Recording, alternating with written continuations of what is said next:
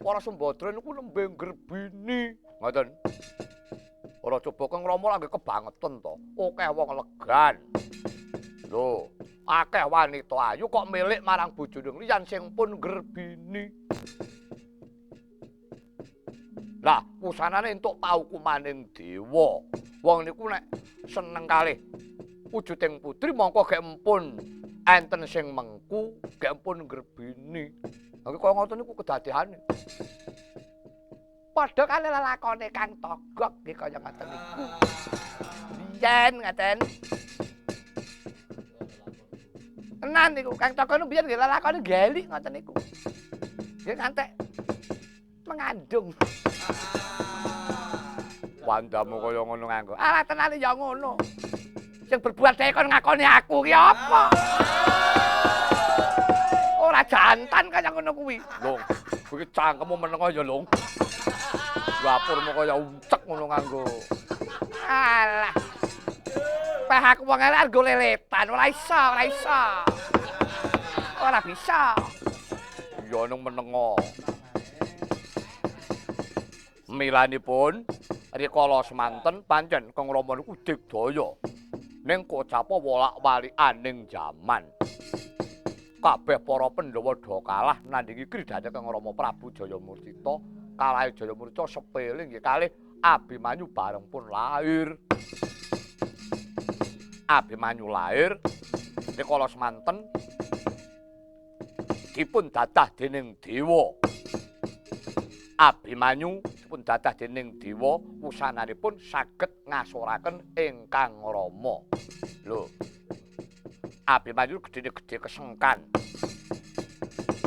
Gedene gedhe bebasan kedadak entuk daya kekuatan peparinging Jawata. Satemah saged nyirnakaken ingkang Rama Prabu Jayamurtita. Bareng Kang Rama seda, Raden Abimanyu diwenangake. Ngene ku ngagem asmanipun ingkang Rama. Raden Abimanyu nggih Raden Jayamurtita wenang klenggahe kraton Plangkawati dadi kasatriyane Raden Bimanyu.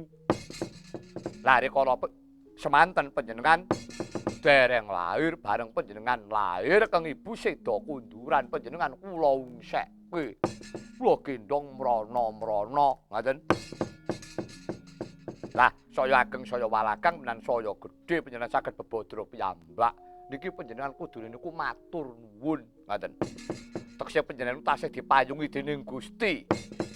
Lho, wis iso bebadra dhewe, ora dipawiti wong tuwa wis iso dadi dhewe niku panjenengan pun apik. Aja kaya mbelung. Dipawiti karo wong tuwa. Omah kotak gamelan komplit. Entek go main ning THR. Wedhus iki kancane ya karo dheke kok cerewet. Oh, alah wong ki mbok ya aja ngono, Kang. Rekane iki aku ning omah turu ya mbok ajake lho lunga lho. Ora ndek dhuwit ki. Ya pasange didol. Sing ajane dheke kok bareng anu. Oh, ngundamana. Panjenengan niku pun teksing pun dipayungi dening dewa sing pun nggih mpun. Ngoten niku perkarane wong tuwa. Sakniki nggih. Saniki penake karek mikirake negara, nentremake para kawula, negarane men saya gedhe, men saya ngrembaka. Kawulane ben saya tentrem. Lho. Mangke pun tentrem, sapa to sing kuncara, sapa sing kundang nggih panjenengan piyambak. Lho, Prabu Jayalalana, Ratu Nom-noman. Ditinggal karo wong tuane bisa bebadra dhewe, bisa ngungkuli karo kondahe wong tuane. Lho niku rak panjenengan niku ampuh. Togok wonten dawuh. Yen ngono aku iki jenenge menungsa sing ora ngerti karo sing nerahake, ora ngerti karo sing nurunake. Mongko dosane dosa wong iki yen ora ngerti marang kang nurunake. Lho mboten ngoten. Mboten ngoten. Nuwun sewu. Anak panjenengan Kang Rama niku pun mboten enten apa panjenengan arep sungkem karo kuburan. Lho rak ngoten. Perkawisipun Kang Rama nggih sampun mandheka semono wae. Sakmangke panjenengan tembunge cara sakniki buka lembaran anyar. Ngoten. Panjenengan bebadra piyambak. sampun niku mawon. Togok. Urung lega rasane ngatiku kok yen pancen aku durung bisa malas hukum. Sedane Kanjeng Rama. Njur kersane Abimanyu bakal tak goleki. Nggih. Terus bakal tak teter Kadigdayane. Nggih. Terus tak teter Kadigdayane yen pancen bisa ngasorake aku. Bumi ngerancang kecara karepe dikukup pisan. Sampeyan klaturi priksa nggih. Raden Abimanyu niku satriya pengpengan satriya pinunjul. Satriya kekasihing dewa putrane Raden Janaka. Racak-racak anak Janaka niku iso ngilang, iso mabur. Lho, niku tenan. Nuwun sewu nek mung panjenengan mawon alah, pun ampun ngantos menalajengaken. Menawi panjenengan badhe ngluruk nandingi kerjanipun Abimanyu niku diitung sik kira-kira para wadya balane niku cekap napa dereng ragate enten napa mboten ngoten lho. Lho niku kedadipun petang rumiyin. Nek kira-kira para wadya bola dereng nyekapi ragate cumpen. Mpun mboten susah. Mboten lurung lereke niki mengke bakal nyilakani. Para kawula melu dadi korban. Lho, perang niku kejem. Pun wujud perang napa mawon. Para kawula sing ora melu-melu mesti bakal ketut ngaradan. Mesakaken nek panjenengan ngono ta pancen dijarak. Arep malah cukup sedane wong tua sing kaya cara-cara niku. Ajeng kepripun? Lho, nek ora mangkat wong diperintah nek budal, pokoke nyatane ora ngerti kentang kimpule lho, lak kaya ngoten niku. Tokok, belum. Aja ngendon-ngendoni karepku. Dene iki kapeksa banget tak turuti kekarepanku. Goleki Abimanyu. Braja Sengara, Braja Yeksa. Karek lampit brungkat kimpul gajah gelar sika baru tak tebali dhewe plongko tak golekane Abimanyu.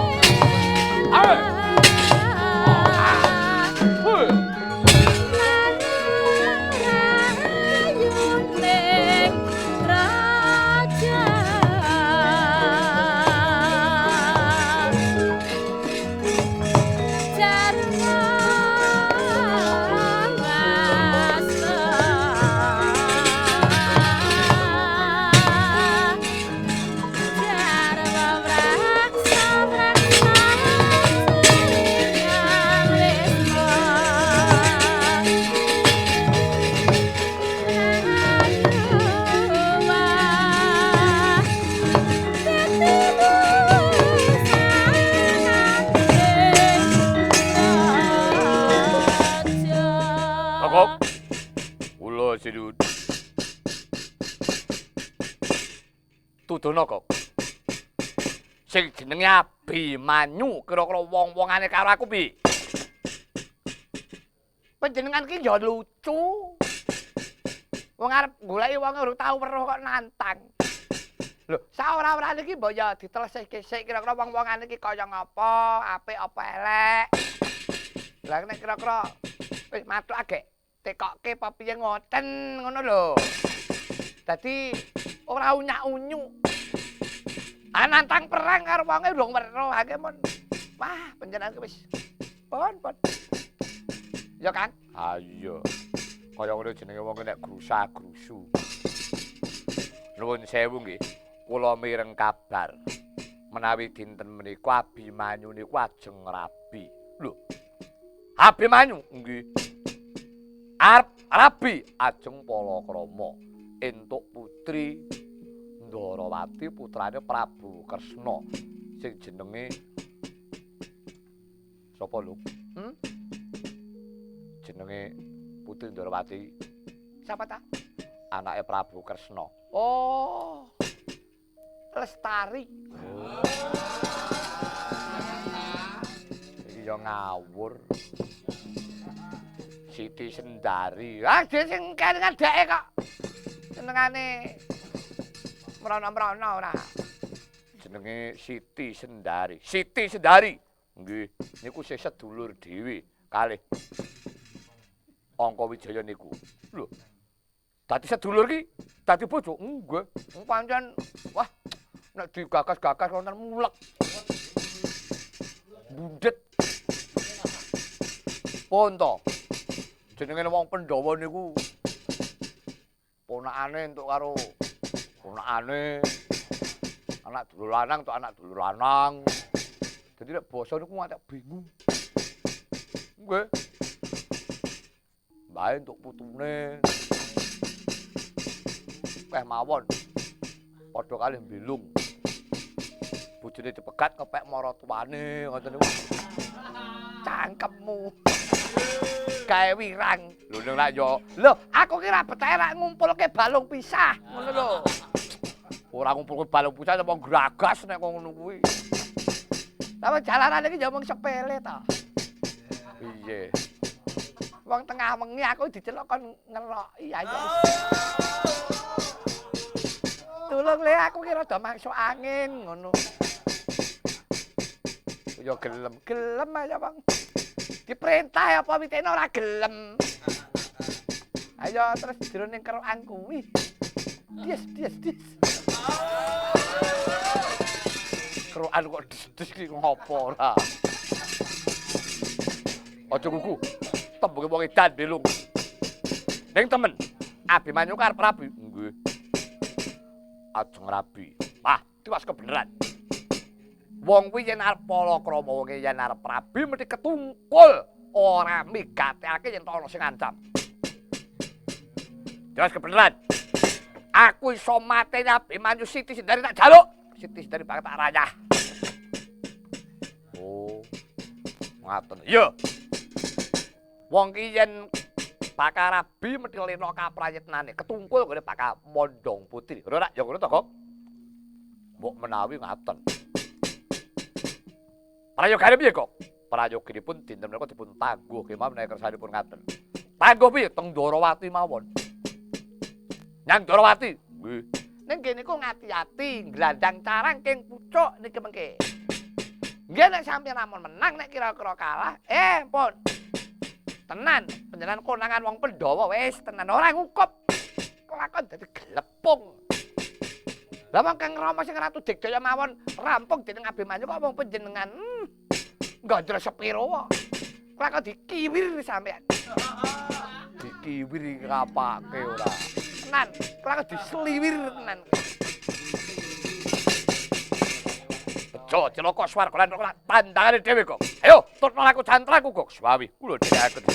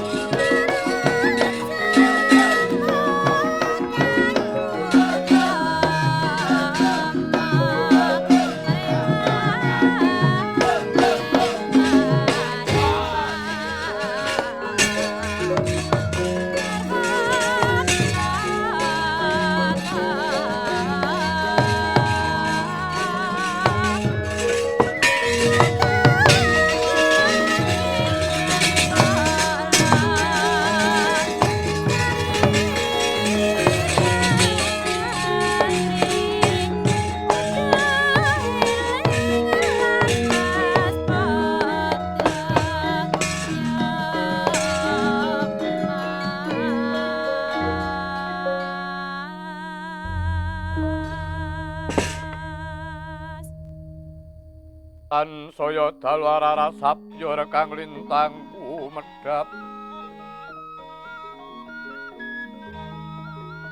tis tis sunya tengah wengi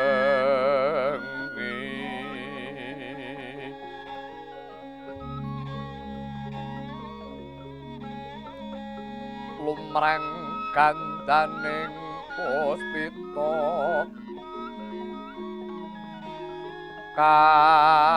karyaning Udyanira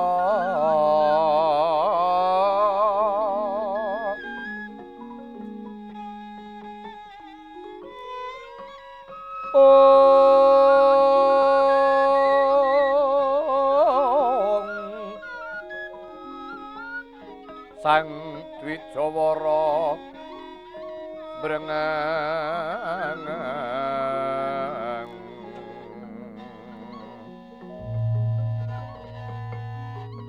lir swaraning matu brangta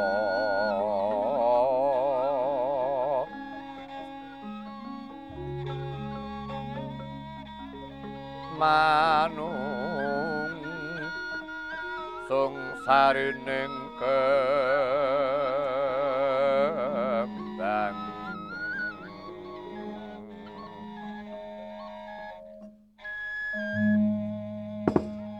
bocah bajang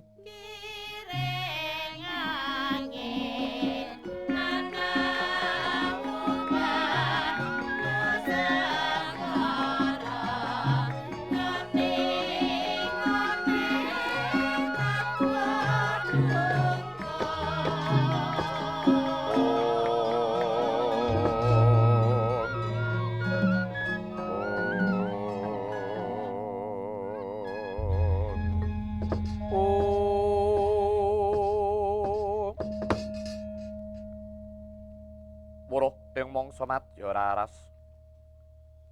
Rinaras gatining kandha kudhup medhap kadya kedheping kenya tinari krama karana karuna tan karenan runtunan panjraing siti tidhem permanem pernawing triloka taman candra kirana rumendah angalela pinarep bawing surya ratri sinawung kitaning brahma ning kakapadaning sih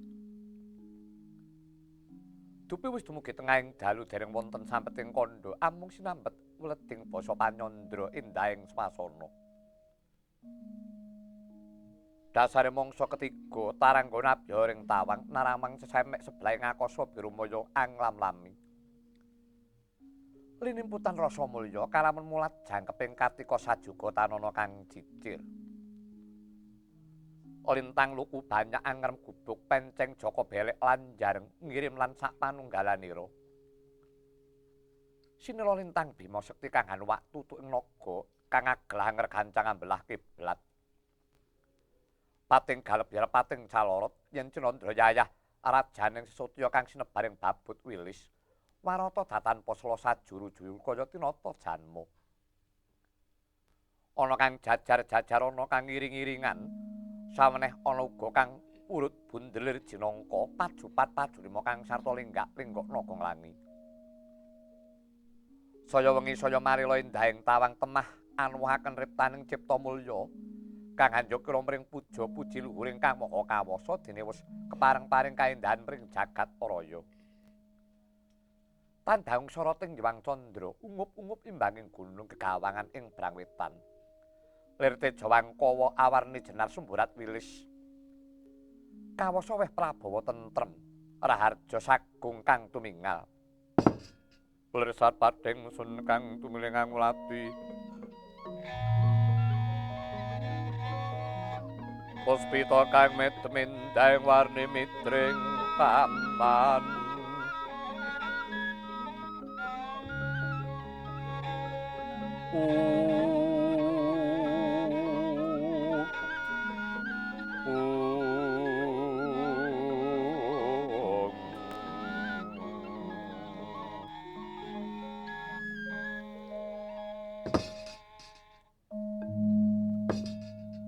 sinigek neng nawa kang lagya kaseng Semarang endahing swasana ganti ingkang kawursita.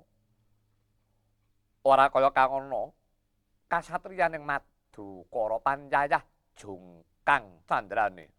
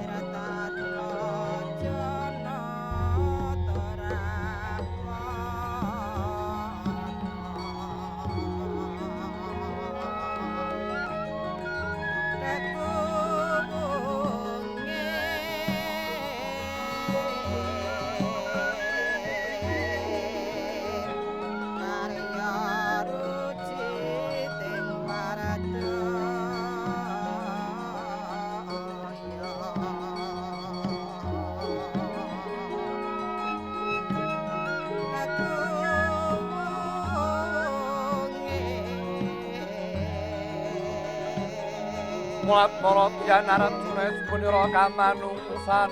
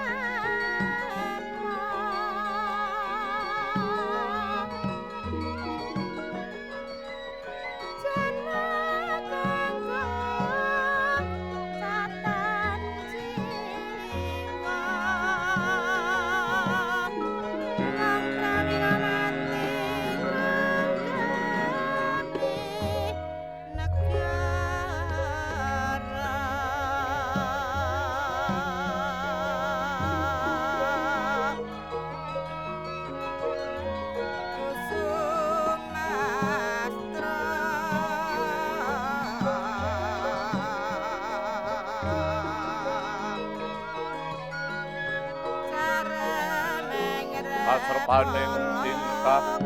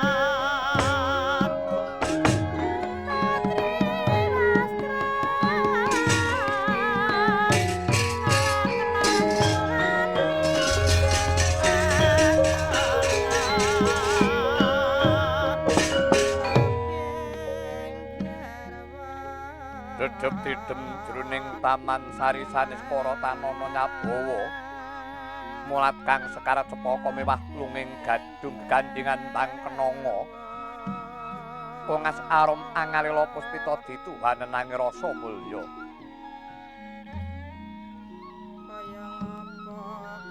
Ora naras mekaring budaya dupi kumanduk ing paningawus gambuh kalayan esem ing kembang bakung ingkang tinuning pinggiring benji. Dahat petak memplak sumeblak yayah salju hangemuli samudra. Sinela sela pancuran toya tinarang hanjok pinara para saperangan hanyiram sekaran. Saperangan kumricik tinampi banon gung cinitra apsari kang lagya lelumban. Lumut urmambat balumbang lamat-lamat awarni wilis jenar kang sarta wungu kaseblak ing toyaron gondolan weweyan wimbuh kesampar kepeting mina kang subeng warik dadi bah yayah baita ing iringan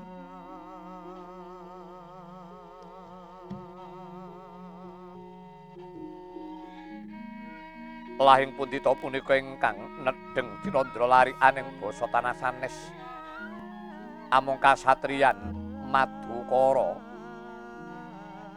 tabuh hasta wanjinjing nalika semana Hyang Arka sumunar prabane belah kiblat hanyeblak kiblat ing Pandulu dadya pajar saisining bawana parandene paripaksa wonten teja wangka wahang nguwung bangkit aliru praba kelawan Sang Hyang Pratangga mati anenggih punika tawarnanira pamadyaning Pandhawa kang kekasih Raden Herjunaya sang pamadi ya Raden Janaka Gudakesa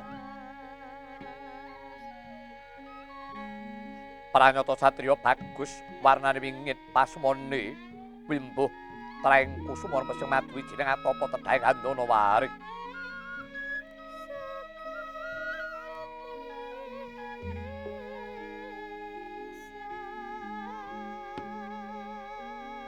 samana lelenggahan wonten Bali Winangun. Ing ngadhep lawan ingkang garwa kekalih nenggih kusumaning ayu Dewi Wara Sembadra mewah Wara Sri Kandi.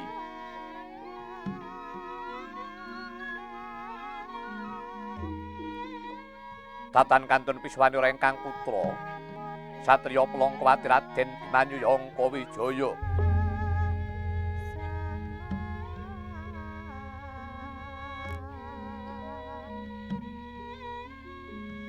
Pamungkasing piswanan nenggih Ki Lurah Badranaya miwah Nalagaring.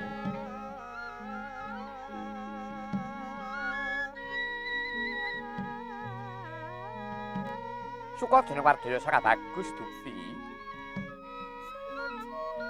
Garwa putra mangarsa teka kayata mangkono panglucitaning Wardaya. Oh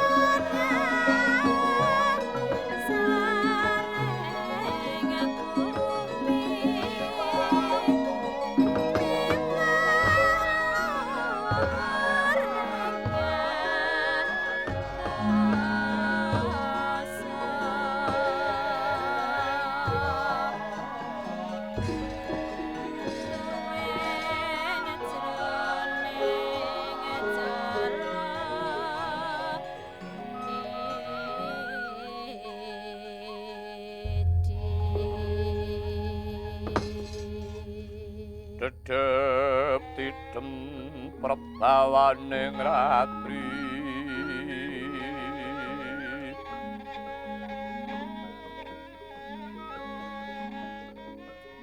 sasadara wus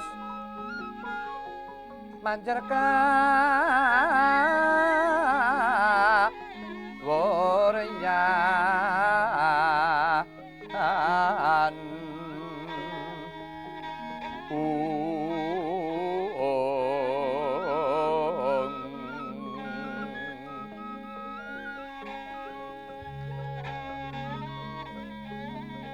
tan kuciwa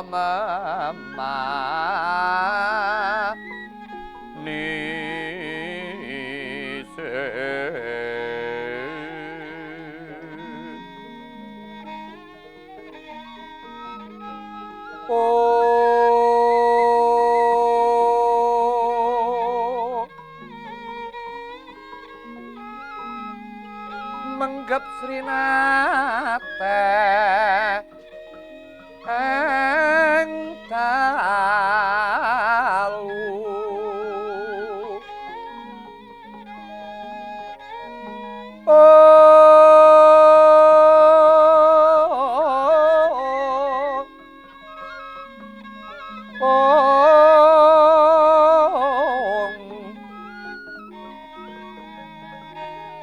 siniwaka sang ya pradase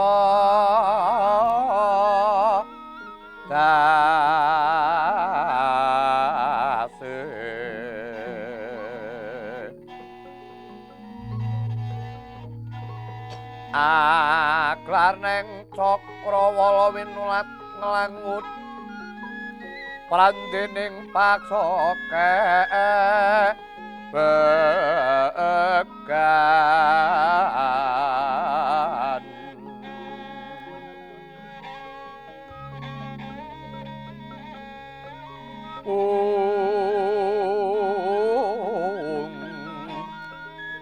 saking keng taranggana kang sumiwi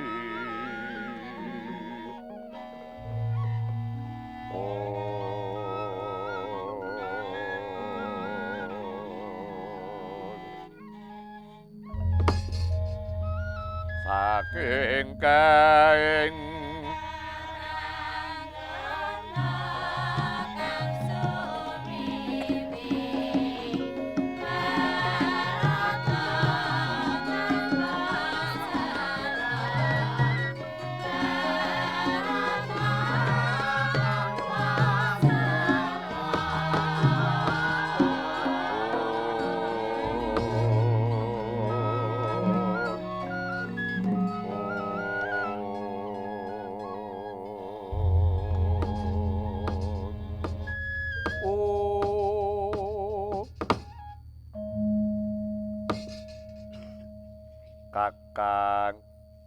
Kakang Badranaya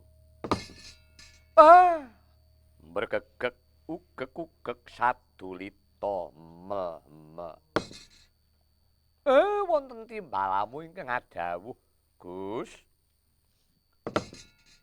kanthi karaharjan tekamu Kakang inggih berkah pangestunipun Ndara kula Raden Janaka wilujeng lampah kula nun. Bekti kula mugi konjuka, Den. Ya Kakang tak tampa tiba padha-padha. Lala garing karaharjan tekamu lala garing. Nggih, Ndara. Awit saking mundi berkah pangestunipun Ndara Arjuna sowan kula wilujeng karising sambi kala bekti kula mugi konjuk.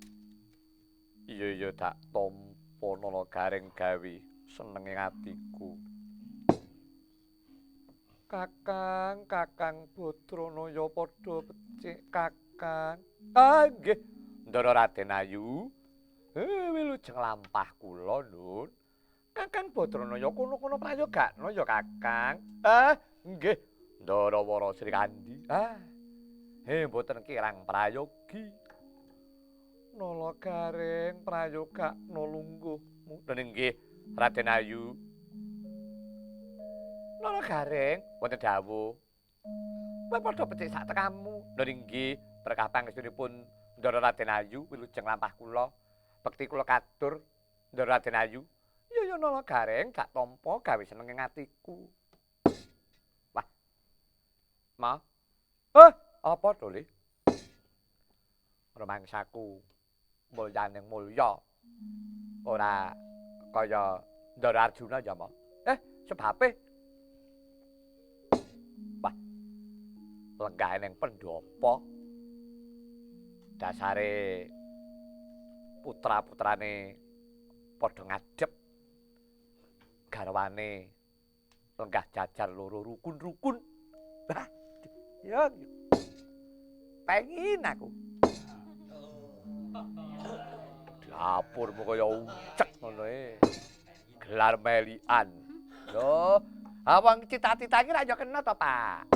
Perkara kepareng karo laku ra gumantung ana pambudidayane ngono. Ya.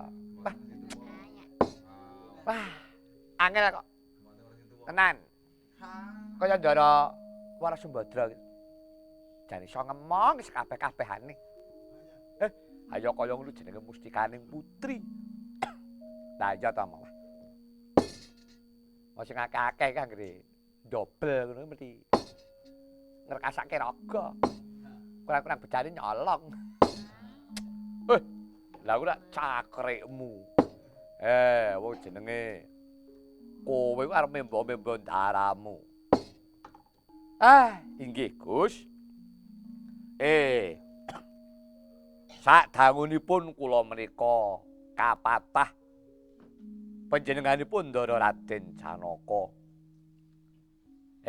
Tanggel jawab kula benjang tempu ing damel Madukara sampun ngantos wonten alangan setunggal menapa. Iki nek cara desa diarani dadi dongke, Pak. Dongke iki apa? Prejangga.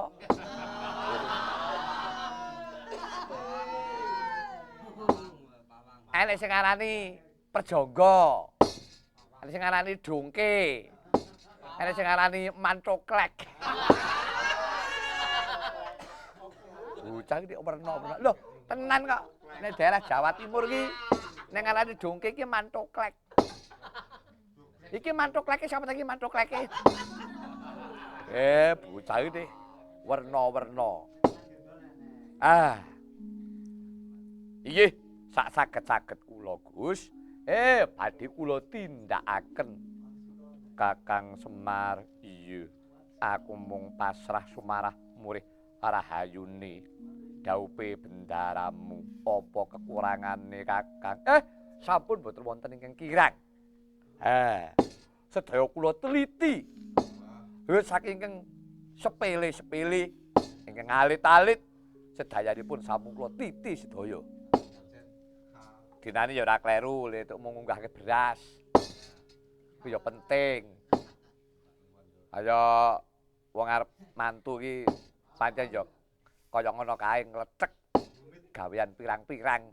Wah, gawe takir-takir pirang-pirang teng plenik. Lah ya kaya ngono kuwi jenenge syarat-syarate wong duwe gawe pancen kudu kaya mengkono kurang sepele sok dadi gawe. Kowe ora usah mikir gawe aku. Gawe kamu piye? Beres. Nah aku gawe aku ki ming ngumpulke para seniman. No. Para penabuh-penabuh Madukara sing mengkoordinir lah aku. Ngono. Ayo kepiye to? Klebu karo para paranggana ki bakeh aku, ngono. Mula aku ki nggawa notes cilik lak daftare para paranggana. Ngono. Iya. Ora kalah karo Kang Cipta aku. Apal. Basa nggon alamat sinden ki wis tenan. Kuwi bakeh aku. Ya syukur nek pancen ngono. Lah iya. Kepiye to? Wong duwe tanggung jawab ora abot to, Pak? Iya, dole pancen kaya ngono kuwi. Sing tak jaluk ya mung sing rukun tuk mung ngopeni kanca-kanca. Mergane apa? Kuwi kancamu sing mbok jak golek sandang pangan. Open ana sing apik, ngono to, Li. Kuwi ngewake golek donya kuwi. Ngerti ora? Apa? Mulane kuwi Ya sing ngerti karo kanca, aja suwiyah-wiyah. Ngono. Diopeni sing apik. Syukur bagi, aja eneng jurang pemisah. Ngono to, Le. Nek omonge pancen ya ngono prakteke iki mbuh ngono lho. Akeh-akeh iki ngono. Lha ya karo kenyataan iki iso geseh, Pak. Ibune kula ana dawuh mapa pangeran lawan kowe Sri Kandi wonten timbalan ing dawuh kang banget ndadekake pangrasaku kejaba nggon utusan kelawan abdi Musi Petruk kelawan si Gatotkaca marang Praja Ndwarawati nyuwun dawuh kelawan Kaka Prabu Kresna besok apa dauping punang temanten nanging nganti ngrik lungguhan iki durung ana kabul kawusanane mulat mara Sangarjuna semuka manungsan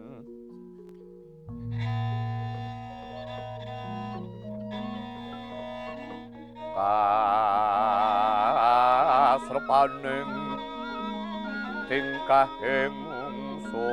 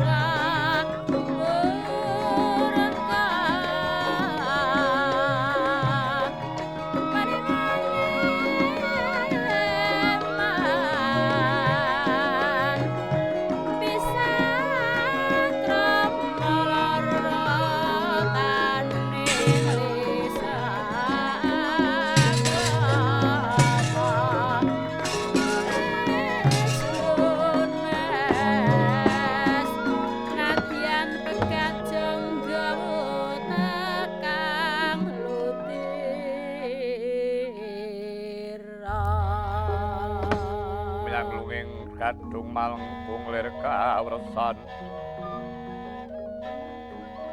pindha keswolu karapan jrahing puspita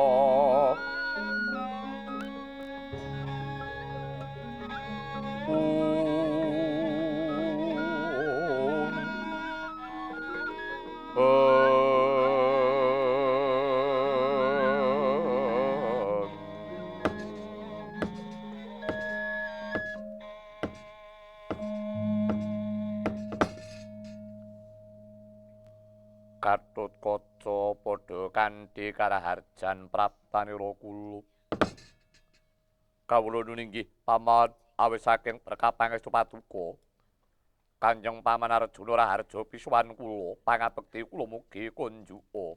Paman. Iya kula. Pangabekti nalus dak tampa karya suka legawaning atiku. Gatotkaca padha kanthi karaharjan kula. Niki berkah pangestu patuko Kanjeng Bibi Raharja pisuwan kula. Putraku nggih Gatotkaca padha kanthi karaharjan praptanira kula. Kawula nuninggih Bibi Wara Sri Kandi awit saking berkah pangestu patuko Raharja pisuwan kula. Kang Mas pangabekti kula mugi kunjuk Kang Mas. Ya angka wijaya Pakat panirmanipun pun Kakang Yayi. Petruk lawan kuwi Bagong padha prayoga lungguhmu. Nggih, Ndara. Mboten kirang prayogi sowan kula. Nggih, Gus. Sampun sekeca. Sowan kula nggih najar adi saya. Iya. Jalaran wah, nggih pancen nggih tebih saking Darawati. Mboten angsal kendaraan. Kok kedalan ke Jawa. Mila radi rendet sowan kula. Nggih, rahayunipun radi cepet. Iya, Bagong. Kajaba saka iku kula katut kaca paran pawartani pangendikaning Para Prabu Dwarawati bab perkara dhauping punang temanten. Paman, mugi dados ning kauningan. Srupanipun kula mugi-mugi paduka Kanjeng Paman sampun ngantos cuwa ing penggalih. Pangandikanipun Kanjeng Prabu wedha dinten menika dipun wurungaken dhawuhipun Yaya Abimanyu dalasan Kakang Mbok Siti Sendari.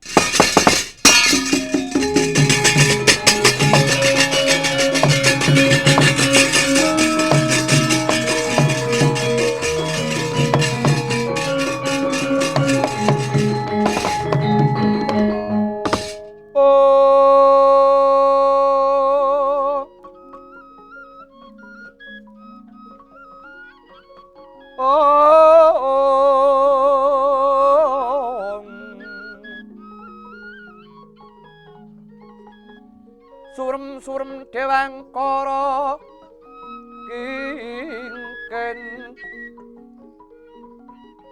lir mangusma kang layon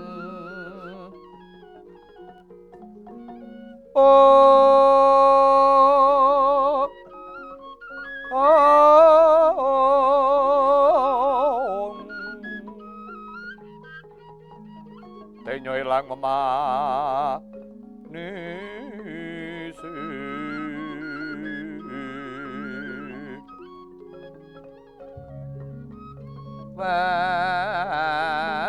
wedananira landung umeku jem ora nyomara tani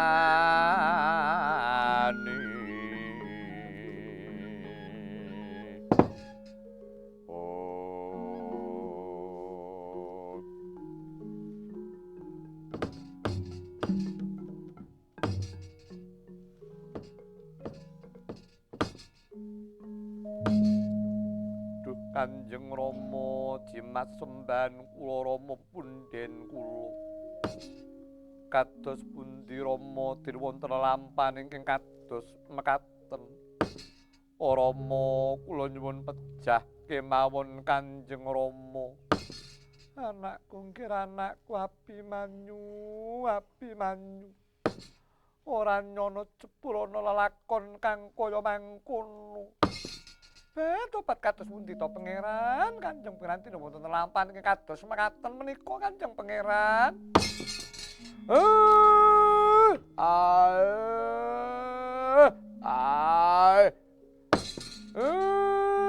Dipetung maning-maning dipetung ya sida. Wurung niki gek kepripun to Den? Oh, Alandara. Waduh. Bakal ra sida dhaup. Piye to, Mom? Wah, rugi aku. Kok rugi ana ngopo? Manjeri sinden nih. Wah, larang. Kebangetan temen bae dilangake. Bisa neng dina meneh ngono. Gur ngono kok temu kresu kok ora jamak idep-idep driyah. Nggo nyuda-nyuda dosa. Kok temu gutil kok ora jamak. Oh, wis. Ya apa-apa no gutil kampleng wae. Rupamu kaya ngono. Oh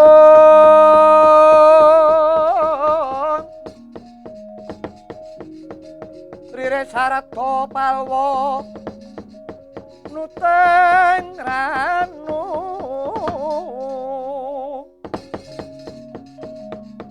Tersing karsaning sun dening kanyut manis liring-liring sun Gusti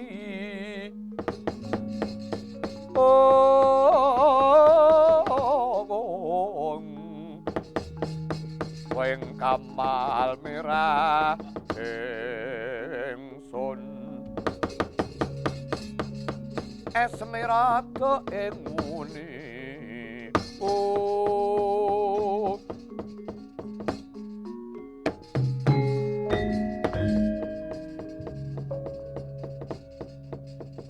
Abimanyu wonten timbalan ingkang adhawuh Kanjeng Rama sumurupa Abimanyu nganti kowe diwurungake nggon memengku kelawan Siti Sendari kowe dudu lupute Kaka Prabu Ndwarawati sarta dudu lupute Siti Sendari nanging cetha yen to pancen kowe kuwi sawijining satriya sing kurang tapa, kurang tarak brata, kurang prihatin. Kowe mung ngendelake bagusing rupamu ingkang satemah lali tarak brata. Abimanyu, Abimanyu memirang jagat uripmu. Ing atase kowe putra Madukara anak Janaka kok sepele temen kok epeh temen bebudidayanmu. Ing atase bakal rabi wae nganti wurung ditampik Putri Ndwarawati. Abimanyu memirang jagat timbang nyepet netraku. Luwung kowe minggato aku rak dukun duwe anak kelawan dedapuramu. Los tanpa pamit Sang Himayu.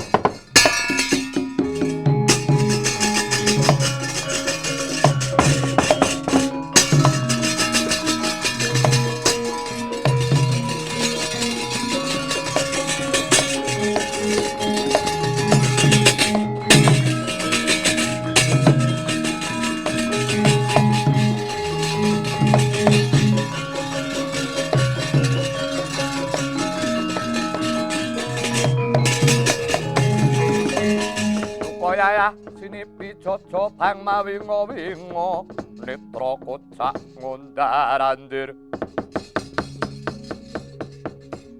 medhot padha ning lati wedanan nira mbranang